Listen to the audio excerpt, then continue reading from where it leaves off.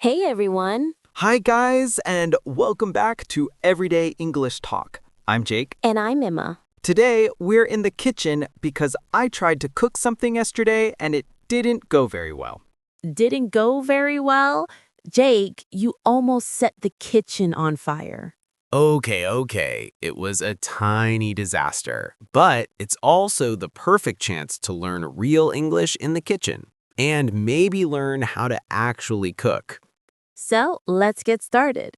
Yesterday, I wanted to make a homemade pizza, but it turned into a complete mess. The dough stuck to my hands, the flour flew everywhere, and the sauce boiled over on the stove. Wow, that's a lot. Let's go step by step and learn some kitchen vocabulary while we fix it. Sounds perfect. I want to learn both English and cooking at the same time. First, we need a clean surface to work on. Clear the counter and wash your hands. Done. What's next? Let's gather the tools. You need a bowl, a rolling pin, and a cutting board. Okay, I see them. By the way, what exactly is a rolling pin? A rolling pin is a long, usually wooden tool used to flatten dough. You roll it over the dough to make it smooth and even. Oh, I see. That's very helpful. Also, a cutting board is a flat surface where you can chop vegetables or cheese safely without damaging the counter. Got it. Now, we start with the flour and water. Mix them slowly in the bowl. Like this? Yes, but don't use too much water at once. You want the dough soft but not sticky. Soft but not sticky. Got it. What does sticky mean exactly? Sticky means it clings to your hands or anything it touches. That's why we need the right amount of flour and water. That explains yesterday's disaster. Now comes the kneading. Kneading is pressing and folding the dough with your hands until it becomes smooth and elastic. Okay, pressing and folding. It feels much better than yesterday. Perfect.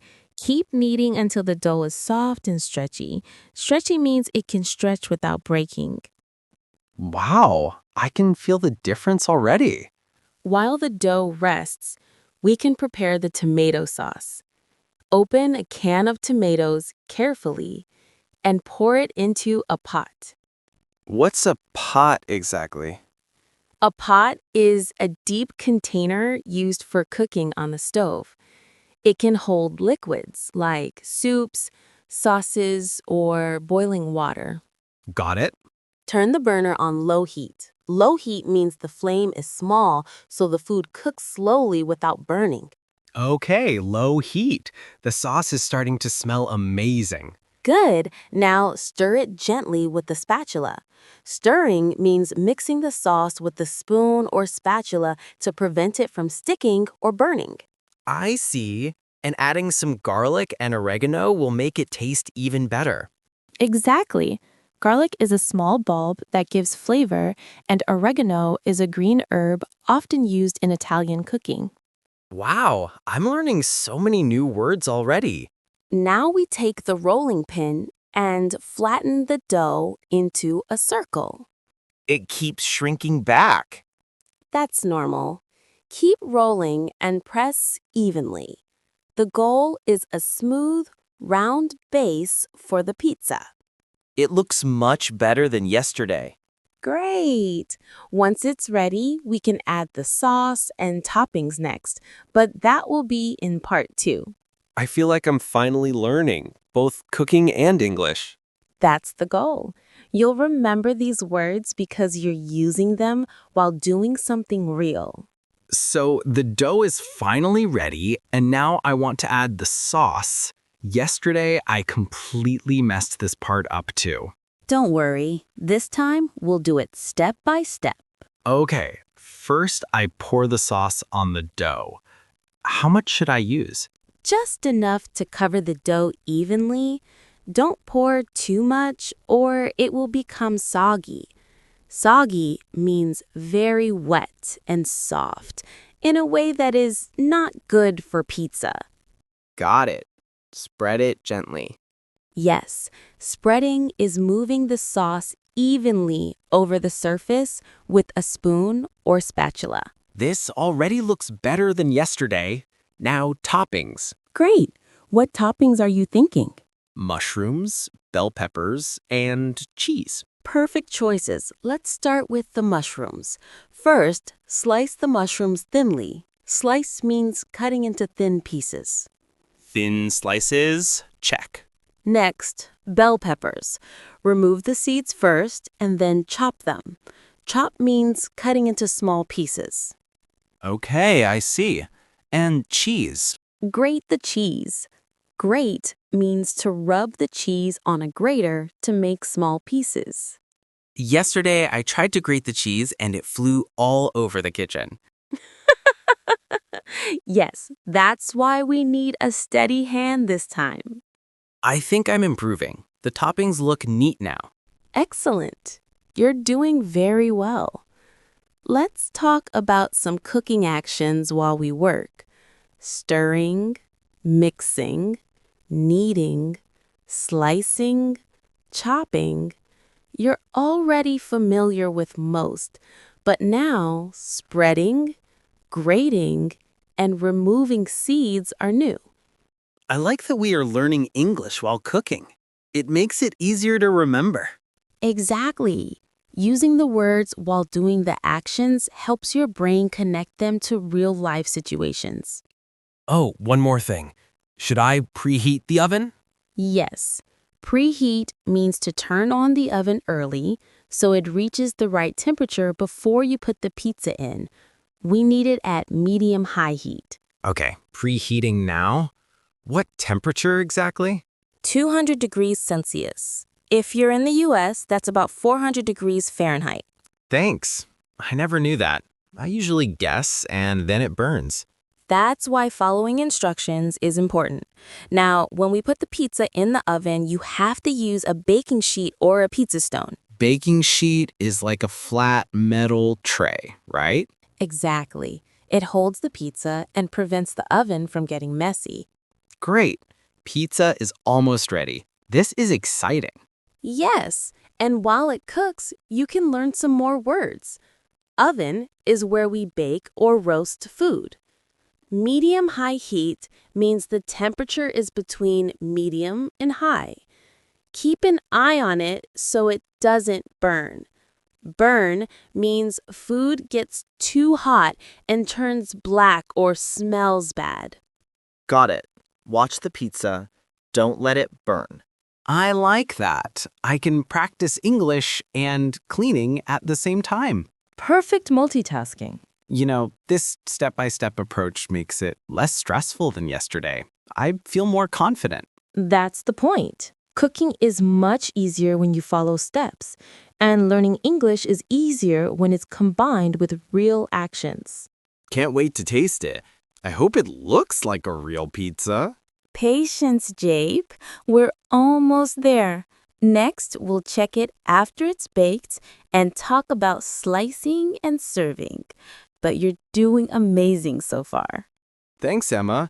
I can already see how much English I'm learning without even realizing it.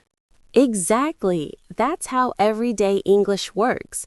Learning while doing something real helps you remember the words, the actions, and the sequence. I love it. I hope everyone at home is following along. You can cook and learn English at the same time. Yes. And remember, the words we learned today: spread, slice, chop, grate, preheat, burn, wipe are all very useful for kitchen situations and everyday conversation. Perfect. Let's finish this pizza and continue learning more English in the kitchen. All right, the oven is preheated and everything is ready. It's time to put the pizza in. Exactly. Remember, always be careful with the oven. It's very hot. You don't want to burn yourself. Got it. I'll use the oven mitts. Good choice. Oven mitts are special gloves that protect your hands from the heat. I think I'm finally learning the safety stuff. That's the first step in the kitchen. Safety first. Now, gently slide the pizza onto the baking sheet and place it in the oven. I've got it in. How long does it need to bake? The pizza needs about 10-15 minutes to bake, but you'll want to check it halfway through. It should be golden and the cheese should be bubbling. Golden and bubbling. I can't wait. What does bubbling mean? Bubbling means small pockets of air or liquid that rise and pop, usually in something hot, like cheese or sauce. It shows the pizza is cooking well. That makes sense. I'll keep an eye on it. While the pizza is baking, we can talk about how to serve it. Do you have a pizza cutter? A pizza cutter? Is that the round wheel thing? Exactly. A pizza cutter is a tool used to cut pizza into slices. It has a round blade that spins when you roll it over the pizza. I've never used one, but I can imagine it's easier than using a knife. Yes, much easier. When the pizza is ready, you'll use the pizza cutter to slice it. Slice is another important word. It means cutting something into thin pieces, like a slice of pizza. Okay, I'll be ready. How do I serve the pizza after it's sliced? You can place the slices on a plate. Plate is the flat surface we use to hold our food while we eat. I have a plate here, and I've got some napkins too. Perfect. After you serve the pizza, don't forget to check the temperature of the slices before eating. If it's too hot, you could burn your mouth. That's good advice. I'll let it cool for a minute. Yes, cooling down the pizza is important. Let it rest before you take a bite. It looks so delicious. I'm excited to taste it. You've earned it. But before we take a bite, let's quickly review the key words we learned today. Good idea. First, when we were baking the pizza, we talked about oven mitts, gloves that protect your hands from the heat. And then we use the word bubbling to describe what happens when the cheese gets hot. Exactly. And don't forget, slice. Slicing means cutting the pizza into thin pieces, and we use a pizza cutter for that. Right. After slicing, we serve the pizza on a plate, and if it's too hot, we wait a bit to cool it down. You got it. This was so much fun. I didn't just learn how to make pizza, but I also learned a lot of useful words. That's the magic of cooking and learning at the same time. You get to practice English while doing something practical. And I have to say, it's a lot less stressful than I thought. Cooking is all about taking your time and following the steps. Once you do that, it's easy. And it's fun, too. Absolutely. All right, time to eat.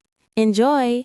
And remember, practice makes perfect, both in the kitchen and with English. So the pizza was delicious, but now comes the cleanup. Yes, after cooking, it's important to clean the kitchen. First, let's start with the oven. I should wait for it to cool down before cleaning, right? Exactly. The oven is hot, so never try to clean it right after using it. Wait until it's cool. I'll make sure to do that. What about the counter? For the counter, you can wipe it down with a cloth. Wiping means cleaning the surface gently with a cloth or sponge. Got it. And the pizza cutter? Clean the pizza cutter by wiping it with the cloth too. It's good to wash the tools right after using them so food doesn't get stuck. I'll do that. And what about the plates? Wash the plates with warm water and dish soap. You can also use a sponge to scrub them clean. I think I'm getting the hang of this. Clean the counter, wash the tools, and wipe down the pizza cutter. Exactly. Once everything is clean, you're ready for your next meal. This was a great experience. I didn't just learn how to cook, but I also learned useful English words for the kitchen. That's the idea. Learning English through real activities is the best way to remember the words. Absolutely.